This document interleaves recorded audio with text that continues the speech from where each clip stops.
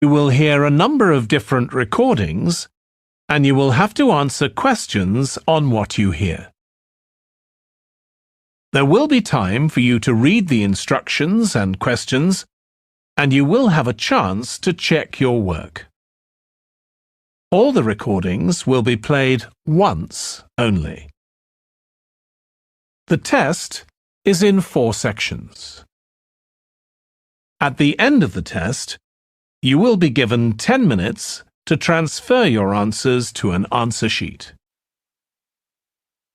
Now turn to Section 1. Section 1. You will hear a man inquiring in a tourist centre about activities suitable for families. First, you have some time to look at questions 1 to 4.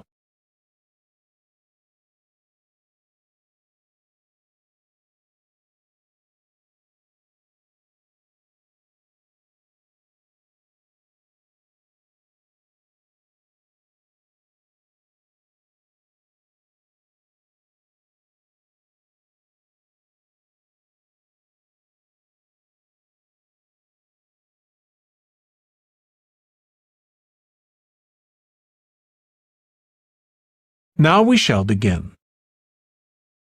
You should answer the questions as you listen because you will not hear the recording a second time. Listen carefully and answer questions 1 to 4. Hi, can I help you? I'd like to find out if you have any excursions suitable for families. Sure. How about taking your family for a cruise? We have a steamship that takes passengers out several times a day. It's over 100 years old. That sounds interesting. How long is the trip? About an hour and a half. And don't forget to take pictures of the mountains. They're all around you when you're on the boat and they look fantastic. Okay. And I assume there's a cafe or something on board? Sure. How old are your children? My daughter's 15 and my son's 7. Right. Well, there are various things you can do once you've crossed the lake to make a day of it. One thing that's very popular is a visit to the country farm. You're met off the boat by the farmer and he'll take you to the holding pens where the sheep are kept. Children love feeding them. My son would love that. He really likes animals. Well, there's also a 40-minute trek round the farm on a horse if he wants. Do you think he'd manage it? He hasn't done that before.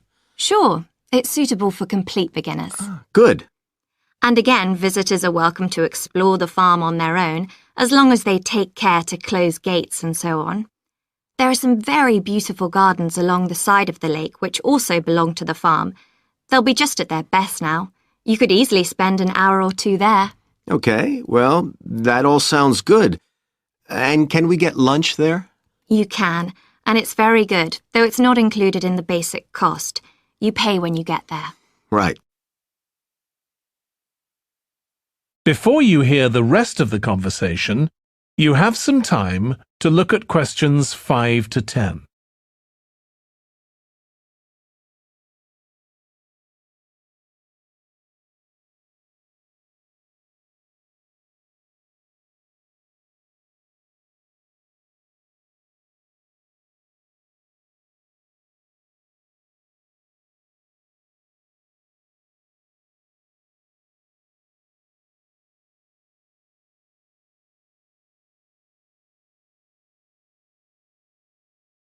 Now listen and answer questions 5 to 10. So, is there anything else to do over on that side of the lake? Well, what you can do is take a bike over on the ship and then go on a cycling trip. There's a trail there called the Back Road. You could easily spend 3 or 4 hours exploring it, and the scenery's wonderful. They'll give you a map when you get your ticket for the cruise. There's no extra charge. What's the trail like in terms of difficulty? Quite challenging in places. It wouldn't be suitable for your 7-year-old. It needs someone who's got a bit more experience. Well, my daughter loves cycling, and so do I, so maybe the 2 of us could go, and my wife and son could stay on the farm. That might work out quite well. But we don't have bikes here. Is there somewhere we could rent them? Yes, there's a place here in the city. It's called Ratcheson's. I'll just make a note of that. How do you spell it? Ratchesons.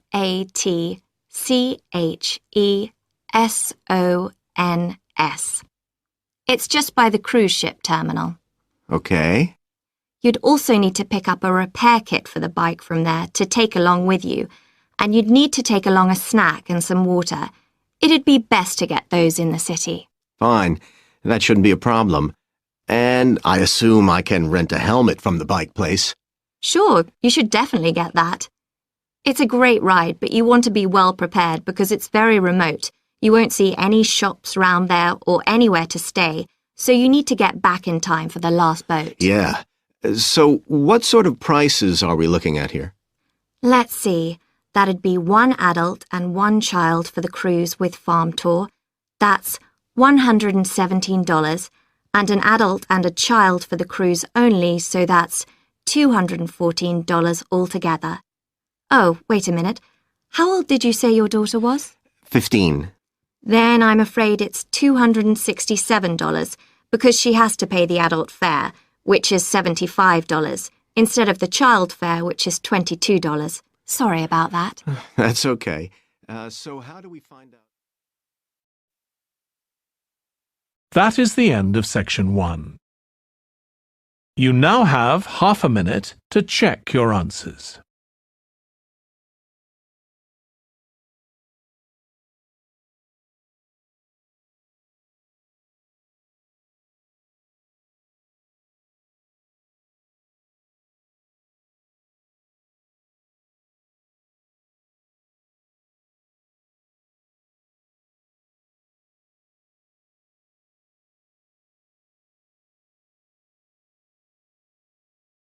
Now turn to section 2. Section 2.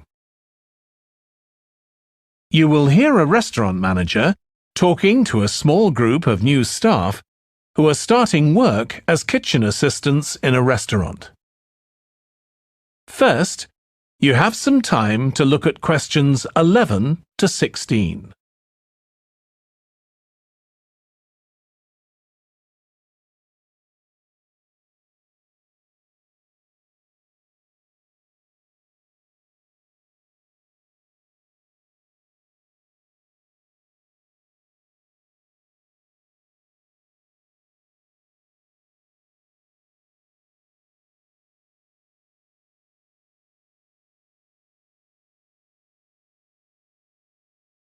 Now listen carefully and answer questions 11 to 16. Good morning, everyone. My name's Joy Parkins and I'm the restaurant manager. And I understand that none of you have had any previous experience as kitchen assistants. Well, you might be feeling a bit nervous now, but most of our kitchen assistants say they enjoy the work. OK, they might get shouted at sometimes, but it's nothing personal. And they're pleased that they have so many different things to do, which means they never get bored. And I'll tell you straight away that if you do well, we might think about moving you up and giving you some more responsibility. Right, well, you've all shown up on time, which is an excellent start. Now, I'm glad to see none of you have unsuitable footwear, so that's good. You need to be careful as the floors can get very wet and slippery. Those of you with long hair have got it well out of the way, but some of you'll need to remove your rings and bracelets. Just put them somewhere safer today, and remember to leave them at home tomorrow, as they can be a safety hazard. Now, it's going to be a busy day for you all today. We don't have any tables free for this evening and only a few for lunch. Fortunately, we've got our head chef back. He was away on holiday all last week, which meant the other chefs had extra work. Now, I'll tell you a bit more about the job in a minute, but first some general regulations. For all of you, whatever your age, there's some equipment you mustn't use until you've been properly trained. like the waste disposal system, for example, for health and safety reasons. Then I think there are 2 of you here who are under 18. That's Emma and Jake, isn't it?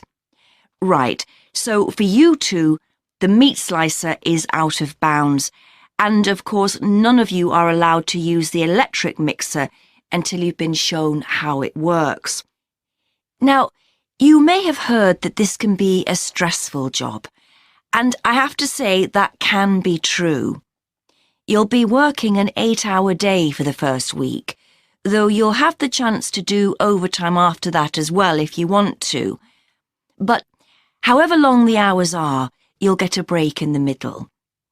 What you will find is that you're on your feet all day long, lifting and carrying, so if you're not fit now, you soon will be.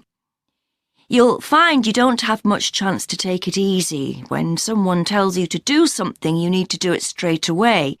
But at least we do have a very efficient air conditioning system compared with some kitchens. Before you hear the rest of the talk, you have some time to look at questions 17 to 20.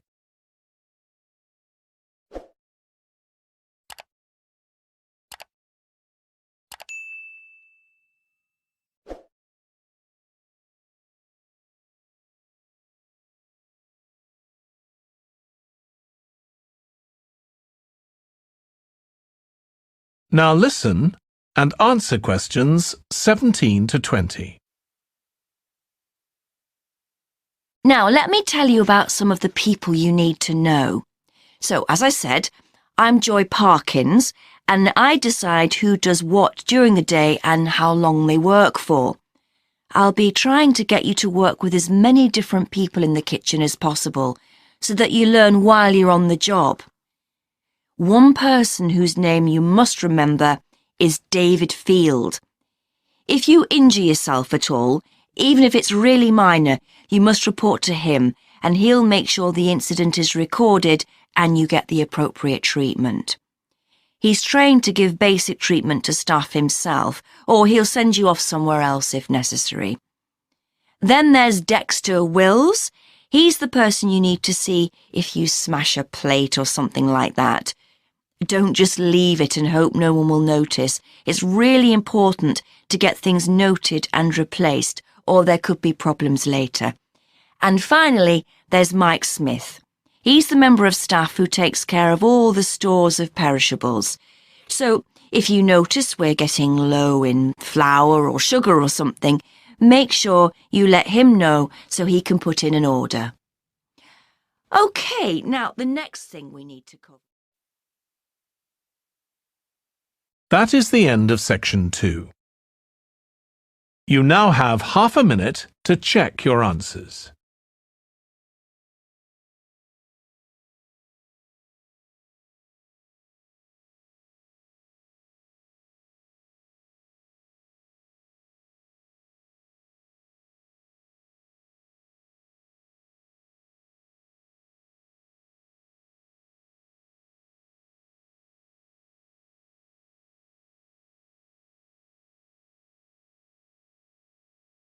Now turn to section 3. Section 3. You will hear 2 students called Trudy and Stuart, who are both studying to be librarians, discussing a paper that they are going to write together. First, you have some time to look at questions 21 to 23.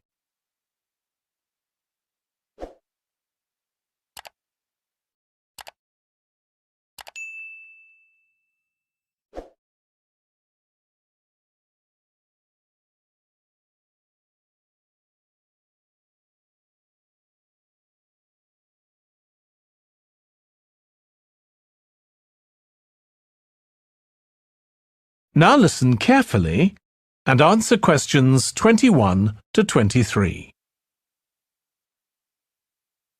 OK, Stuart, we need to start planning our paper on public libraries.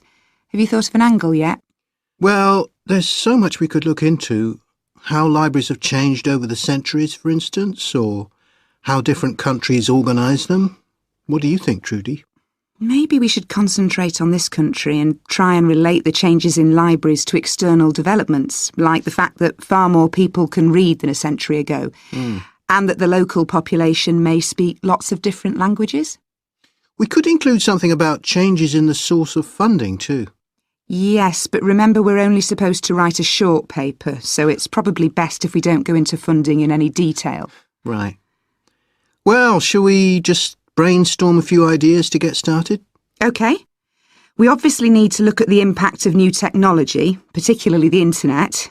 Now that lots of books have been digitalised, people can access them from their own computers at home. And if everyone did that, libraries would be obsolete. Yes. But the digitalised books that are available online for free are mostly out of copyright, aren't they? And copyright in this country lasts for 70 years after the author dies. So you won't find the latest bestseller or up-to-date information. That's an important point. Anyway, I find it hard to concentrate when I'm reading a long text on a screen. I'd much rather read a physical book. And it takes longer to read on a screen. Oh, I prefer it. I suppose it's just a personal preference. I expect the libraries will go on evolving in the next few years. Some have already become centres where community activities take place, like local clubs meeting there. I think that'll become even more common. I'd like to think so. And that they'll still be serving their traditional function, but I'm not so sure. There are financial implications after all. What I'm afraid will happen is that books and magazines will all disappear and there'll just be rows and rows of computers. They won't look anything like the libraries we're used to. Well, we'll see. Before you hear the rest of the discussion, you have some time to look at questions 24 to 30.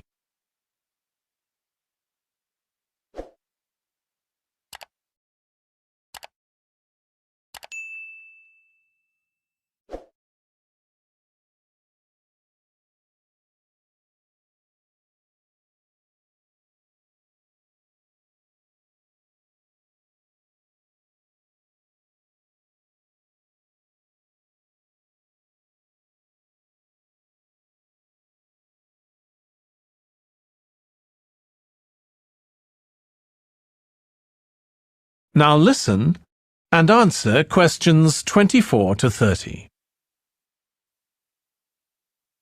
I've just had an idea. Why don't we make an in-depth study of our local public library as background to our paper?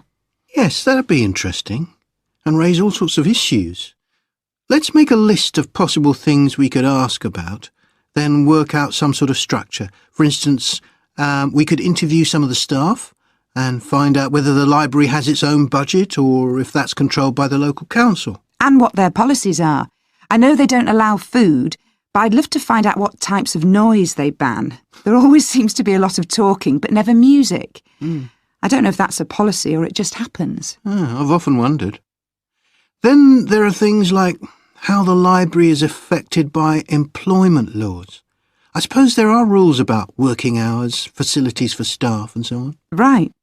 Then there are other issues relating to the design of the building and how customers use it, like what measures does the library take to ensure their safety? They'd need floor coverings that aren't slippery, and emergency exits, for instance. Oh, and another thing, there's the question of the kind of insurance the library needs to have, in case anyone gets injured. Yes, that's something else to find out. You know something I've often wondered? What's that? Well, you know they've got an archive of local newspapers going back years. Well, next to it, they've got the diary of a well-known politician from the late 19th century. I wonder why it's there. Do you know what his connection was with this area? No idea. Let's add it to our list of things to find out. Oh, I've just thought, you know, people might ask in the library about local organisations like sports clubs. Well, I wonder if they keep a database or whether they just look online. Right. I quite fancy finding out what the differences are between a library that's open to the public and one that's part of a museum, for example. They must be very different. Then something else I'd like to know is... That is the end of section 3. You now have half a minute to check your answers.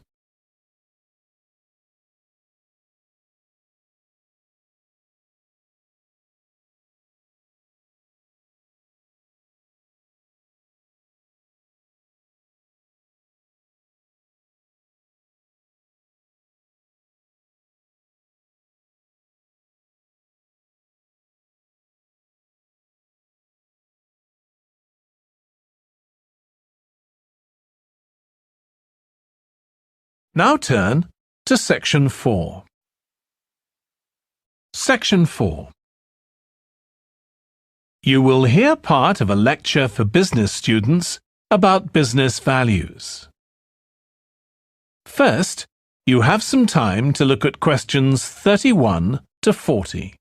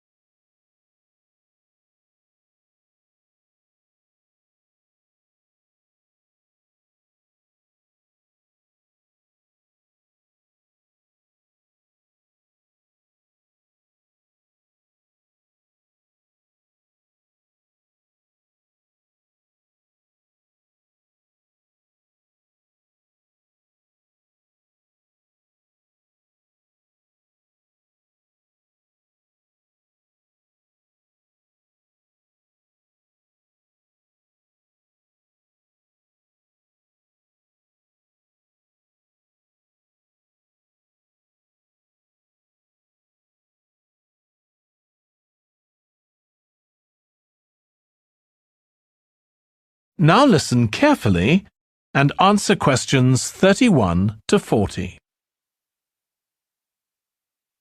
In public discussion of business, we take certain values for granted. Today, I'm going to talk about 4 of them: collaboration, hard work, creativity, and excellence. Most people would say they're all good things. I'm going to suggest that's an oversimple view. The trouble with these values is that they're theoretical concepts, removed from the reality of day-to-day business. Pursue values by all means, but be prepared for what may happen as a result. They can actually cause damage, which is not at all the intention. Business leaders generally try to do the right thing, but all too often the right thing backfires if those leaders adopt values without understanding and managing the side effects that arise. The values can easily get in the way of what's actually intended. Okay, so the first value I'm going to discuss is collaboration. Let me give you an example. On a management training course I once attended, we were put into groups and had to construct a bridge across a stream, using building blocks that we were given. The rule was that everyone in the team had to move at least one building block during the construction. This was intended to encourage teamwork. But it was really a job best done by one person. The other teams tried to collaborate on building the structure and descended into confusion, with everyone getting in each other's way. Our team leader solved the challenge brilliantly. She simply asked everyone in the team to move a piece a few centimetres to comply with the rule, and then let the person in the team with an aptitude for puzzles like this build it alone. We finished before any other team. My point is that the task wasn't really suited to team working, so why make it one? Teamwork can also lead to inconsistency, a common cause of poor sales. In the case of a smartphone that a certain company launched, one director wanted to target the business market, and another demanded it was aimed at consumers. The company wanted both directors to be involved, so gave the product a consumer-friendly name, but marketed it to companies. The result was that it met the needs of neither group. It would have been better to let one director or the other have his way, not both.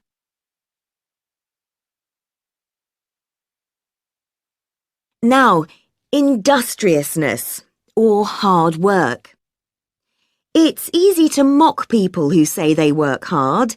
After all, a hamster running around in a wheel is working hard and getting nowhere.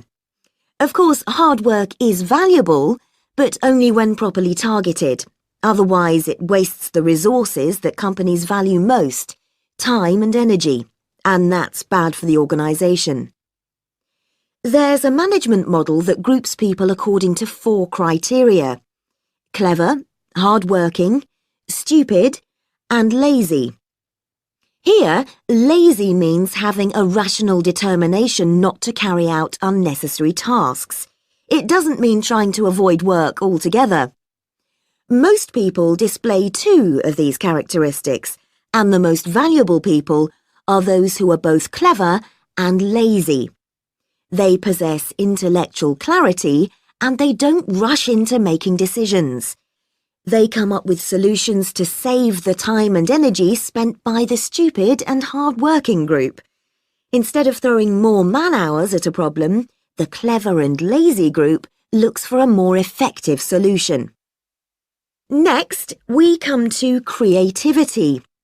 This often works well. Creating an attention-grabbing TV commercial, for example, might lead to increased sales. But it isn't always a good thing. Some advertising campaigns are remembered for their creativity without having any effect on sales. This happened a few years ago with the launch of a chocolate bar. Subsequent research showed that plenty of consumers remembered the adverts, but had no idea what was being advertised. The trouble is that the creator derives pleasure from coming up with the idea and wrongly assumes the audience for the campaign will share that feeling. A company that brings out thousands of new products may seem more creative than a company that only has a few, but it may be too creative and make smaller profits. Creativity needs to be targeted to solve a problem that the company has identified. Just coming up with more and more novel products isn't necessarily a good thing. And finally, excellence. We all know companies that claim they strive for excellence, but it takes a long time to achieve excellence. In business, being first with a product is more profitable than having the best product. A major study of company performance compared pioneers, that is, companies bringing out the first version of a particular product, with followers, the companies that copied and improved on that product. The study found that the pioneers commanded an average market share of 29%, while the followers achieved less than half that, only 13%, even though their product might have been better. Insisting on excellence in everything we do is time-consuming, wastes energy, and leads to losing out on opportunities. Sometimes second-rate work is more worthwhile than excellence. Make sure it's excellent sounds like a good approach to business, but the just get started approach is likely to be more successful. That is the end of section 4. You now have half a minute to check your answers.